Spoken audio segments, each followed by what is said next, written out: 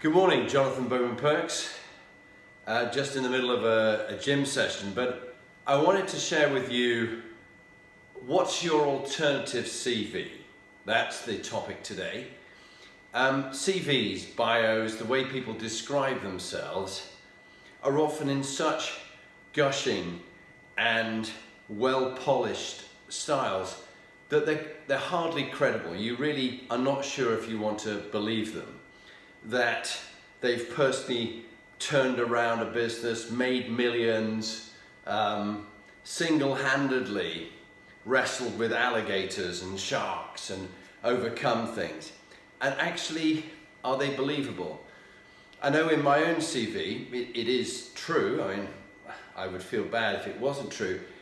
But of course, I've always focused on the good things, the things that I succeeded in, the things I did well.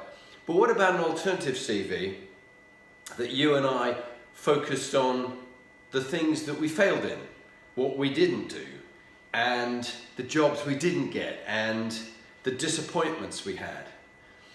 Because time and again, all the leaders, when I interview leaders, particularly for the next one we're doing about CEOs and their boards, that they all say, I learned more from my failures than I did from my successes. So what would my alternative CV be like? There'd be a lot in there. Crikey, there's a huge number of things that I never got, that I failed in.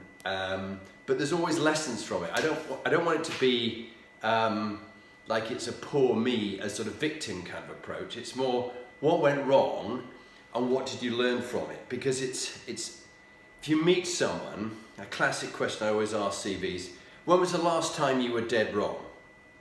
If they say to me, no, let me think about that. No, I've never made any mistakes. No, I can't. I mean, that's so untrue. I cannot believe they've never made mistakes. And if they haven't realized it's a problem. So the more inspiring, the more genuine ones say, yeah, frequently. In fact, yesterday made this major mistake. It was my fault and I learned this from it. So my first question is, when was the last time you made a mistake?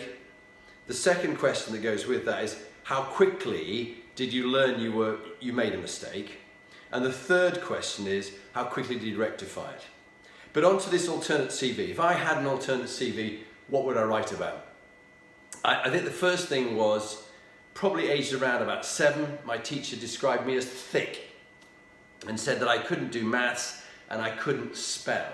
So really, in a way, I was a sort of failure from early on. But actually, what did I learn from it? That made me bloody determined to work harder on my studies because I found it more difficult. It later transpired I was suffering from dyslexia and probably a bit of dyscalculia, this problem with numbers and the way you read from a page. But I'm in good company, so is Richard Branson. Doesn't make me like Richard Branson, I quickly add. But the point was, I learned from that description of me, and my mother was very good in saying, no, poo-poo, that's not the way you should be. You know, you'll find other ways to get on in life and you'll learn about people, which is what I love doing. But I think it's given me a determination and a drive to overcome adversity and that kind of stamina. The next thing I think I'd probably add in my alternate CV is, sport, prowess and fitness. So I wasn't in the first 15 rugby team at school or in the army. I wasn't in the first 11 cricket team. I was actually not very coordinated with ball sports. In fact, because I was in, the 7th 15 rugby team, it wasn't one really, they were the duffers. They were described as the duffers, the people who were not the heroes, the jocks, they call them in America, I think. So we were just sent out on a run, down along I was at school in York, along the Ouse. And that was just something we were just sent to do to keep us busy. But the funny thing was, my learning from that, from not being in the heroic team and the first 15 and the like, was that actually, I thought, well, if I'm going to do this running, I might as well do it well. So I learned to be rather good at running and kept on running, and it gave me great stamina, which allowed me in turn to, when I was with the Scots Guards in Cyprus, to have a great team of 8 teams together and personally, my team of 3 did 2 mountain marathons in 2 days, navigating through a number of checkpoints, and we set the world record because I'd been training at running and running and running. So, you know, run, Forrest, run! In that famous film, Forrest Gump. And then the other thing that was, a final thing that would probably be in my alternate CV of my failures, is that when I was in the army for 20 years, the big thing after staff college, I did well at staff college, I graduated in the top 10%, they thought I was going to be quite special, get promoted early from major to lieutenant colonel. Well, I didn't get promoted on the first time, I didn't get promoted on the second time, and I didn't get promoted on the third time. There were further occasions I could have hung on in there and one day would have been promoted. But my peer group raced on by me, did well. I upset someone, that's beside the point. You know, I wasn't seen as ready yet for promotion.